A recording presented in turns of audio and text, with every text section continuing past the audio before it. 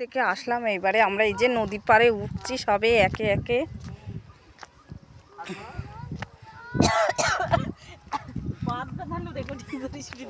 ওই যে নদী,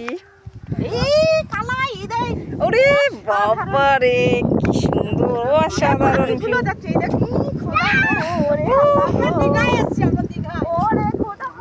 আরে না কি সুন্দর বন্ধুরা, দেখুন এত সুন্দর নদী রে। এখান থেকে দেখাচ্ছে মানে আমরা দীঘা ফোনটা ধরো তো,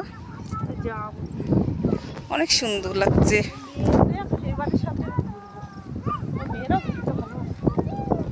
অনেক সুন্দর নদীর পার। আমার রিমান বাবু তো অনেক আনন্দ পাচ্ছে এখানে। হ্যাঁ হ্যাঁ নামছে, পড়ে গেছে, এবার জোয়ার আসছে। ওই যে দুপুরের দিকে পড়ে যায়।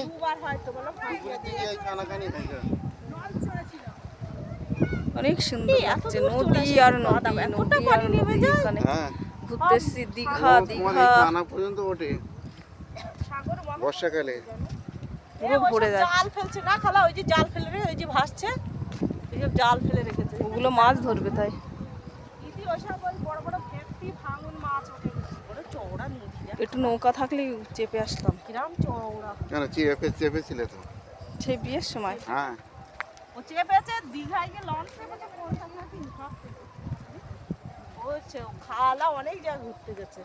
আমি সব জায়গায় ঘুরি এমনিতে। আমাদের এখন বাকি মনে রাখা।